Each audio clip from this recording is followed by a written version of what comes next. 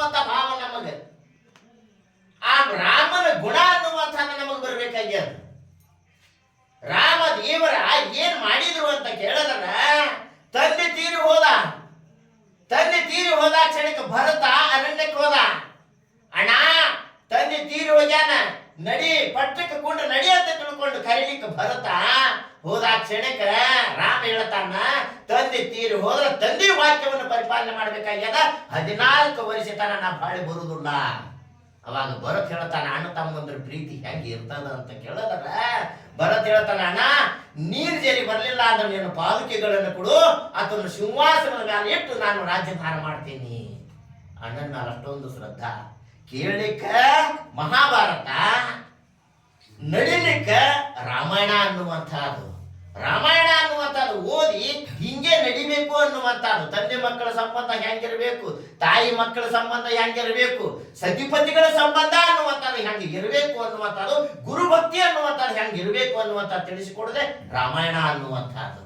ಅದರ ಸಲುವಾಗಿ ರಾಮನ ಪೂಜಾ ಅನ್ನುವಂಥದ್ದನ್ನು ಇವತ್ತಿನ ದಿವಸ ಮಾಡಿ, ರಾಮನ ಪೂಜಾ ಮಾಡೋದನ್ನ ನೋಡಿ ಎಷ್ಟೋ ಮಂದಿ ಮಕ್ಕಳನ್ನು ಸಂಸ್ಕಾರ ಅನ್ನುವಂಥದ್ದು ಮೂಡ್ತದೆ. ಮಕ್ಕಳಲ್ಲಿ ಸಂಸ್ಕಾರ ಯಾಕೆ ಮೂಡುದಿಲ್ಲ ಅಂತೀರಿ? ಮಕ್ಕಳು ನೋಡ್ತಾವ, ಏನ್ ಮಾಡ್ತಾವ ಅಂತ ಕೇಳಿದ್ರೆ ನೀವ್ ಅಂದ್ರೆ ಊರಾಗ ಒಂದು ಪಲ್ಲಕ್ಕಿ ತಗೊಂಡು ಮೆರವಣಿಗೆ ಮಾಡಿದ್ರೆ ಅವರು ಸಾಣ ಒಂದು ಇಳ್ಕೊಂಡು ಅದನ್ನ ಮಾಡ್ತಾವ್ರಿ ಇಲ್ಲತ್ತೀವಿ ನಾವು. ಮತ್ತೆ ಸಣ್ಣ ಮಕ್ಕಳ ಮುಂದೆ ನಾವು ಅದನ್ನು ಕುಡಿಯೋದು ಇದನ್ನು ತಿನ್ನೋದು ಏನ್ ಮಾಡೋದು ಮಾಡ್ಲಿಕ್ಕೆ ಹತ್ತೀವಂದ್ರೆ ಅದ್ರ ಮೇಲೆ ಪರಿಣಾಮ ಅನ್ನುವಂಥದ್ದು ಬೀರ್ತದೆ.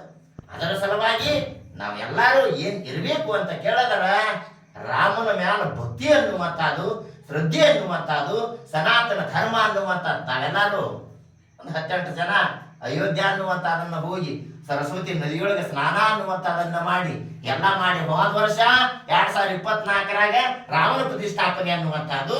ಈ ಸಲ ಪ್ರಯಾಗದೊಳಗ ಮಹಾ ಕುಂಭ ಮೇಳ ಅನ್ನುವಂಥದ್ದು ನಡೀಲಿಕ್ಕೆ 144 ವರ್ಷಿಗೆ ಒಂದು ಸಲ ಆಗ್ತದ್ರಿ. 12 ವರ್ಷಿಗೆ ಕುಂಭ ಅನ್ನುವಂಥದ್ದು ನಡೀತದ.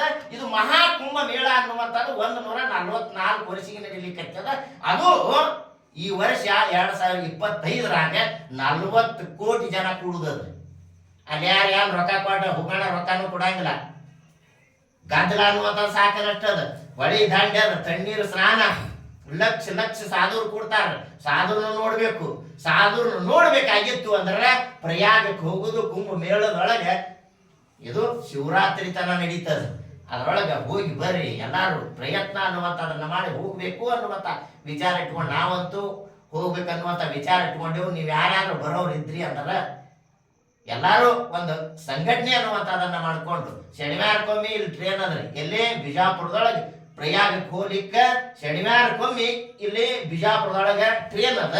ಸ್ವಂತ ಗಾಡಿ ಮಾಡ್ಕೊಂಡು ಹೋಗ್ತಿದ್ರ 1600 ಕಿಲೋಮೀಟರ್ ಆಗ್ತದ. 1600 ಕಿಲೋಮೀಟರ್ ಅನ್ನುವಂಥದ್ದನ್ನ ಹೋಗಿ 4 ದಿವಸದೊಳಗೆ ಬಾಳೆ ಬರ್ಲಿಕ್ಕೆ ಬರ್ತದ. 144 ವರ್ಷ ಮುಂದಿನ ಇದು ನೋಡ್ತೇವೆ ಅನ್ನುವಂಥದ್ದು ಗೊತ್ತಿಲ್ಲ, ಮುಂದೆ ಏನಾಗಿ ಹುಟ್ಟತೇವೆ ಅನ್ನುವಂಥದ್ದನ್ನು ಗೊತ್ತಿಲ್ಲ, ಹಿಂದೆ ಏನ್ ಇದ್ದೇವು ಅನ್ನುವಂಥದ್ದು ಗೊತ್ತಿಲ್ಲ, ಮುಂದೆ ಏನ್ ಆಗತೇವು ಅನ್ನುವಂಥದ್ದು ಏನ್ ಐತಿ ಅನ್ನುವಂಥದ್ದನ್ನು ಗೊತ್ತಿಲ್ಲ. ಆದ್ರೂ ನಾ ಶಾಣೆ ಎದ್ರಾಗ ಶಾಣೆ, ಹಿಂದಿಂದು ಗೊತ್ತಿಲ್ಲ ಮುಂದಿಂದು ಗೊತ್ತಿಲ್ಲ ಅನ್ನೋ ಕಾಲಕ್ಕೆ ನೀ ಎದ್ರಾಗ ಶಾಣೆ. ಸೋಮ ಜೀವನದೊಳಗೆ ಅನ್ಕೋತ ಹೋಗುದು, ಎಲ್ಲಾರಿದ್ದಾಗ ಅನ್ನೋದು ಎಲ್ಲ ನೀವೇ ಶಾಣ್ಯಾರಂತ, ಯಾರು ಇಲ್ಲದಾಗ ಅನ್ನೋದು ನಾನು ಶಾಣೆ ಯಾರು ಇಲ್ಲಂತ. ಹಾಗೆ ಜೀವನ ಅನ್ನುವಂಥದ್ದನ್ನ ಬದುಕಬೇಕಾಗಿತ್ತು ಅಂದ್ರ, ಆನಂದವಾಗಿ ಬದುಕಬೇಕಾಗಿತ್ತು ಅಂದ್ರ ಸಂಘಟನೆ ಅನ್ನುವಂಥದ್ದು, ಎಲ್ಲರ ಜೊತೆ ಪ್ರೀತಿ ಅನ್ನುವಂಥದ್ದು ನಾವು ಏನು ಕೊಡ್ತೇವಲ್ಲ ಸಮಾಜ ನಮಗೆ ಅದನ್ನು ಕೊಡ್ತದೆ. ನಾವು ಪ್ರೀತಿ ಕೊಟ್ಟೇವೆ ಅಂದ್ರೆ ಅವರು ಪ್ರೀತಿ ಕೊಡ್ತಾರೆ.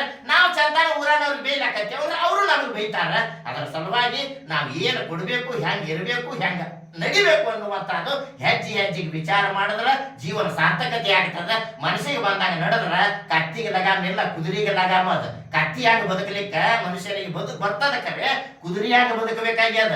ಕುದುರೆಗೆ ಲಗಾಮ ಅನ್ನುವಂಥದ್ದು ಹಾಕಿದ ಕ್ಷಣಕ್ಕೆ ಕುದುರೆ ಹೆಂಗೆ ನಡೀತದನೋ ಹಂಗೆ ಯಾರು ನೀತಿಯೊಳಗದಾರ, ಯಾರ ಅದಾರ ಅವ್ರಿಗೆ ಬೆಲೆ ಅದ. ಮನಸ್ಸಿಗೆ ಬಂದಾಗ ನಡೆದವ್ರಿಗೆ ಹಂದಿ ಎಲ್ಲಾ ಕಡೆ ತಿರುಗಾಡ್ತಾವ್ರಿ.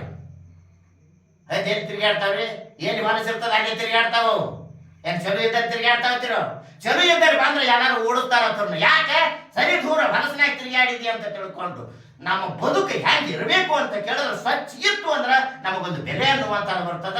ಅಂತ ಬದುಕು ನಮ್ಮದು ನಿಮ್ಮದು ಆಗಲಿ ಅಂತ ತಿಳ್ಕೊಂಡು ಇವತ್ತಿನ 12 ಮಾತುಗಳನ್ನು ಗುರುಚರಣಕ್ಕಿಟ್ಟು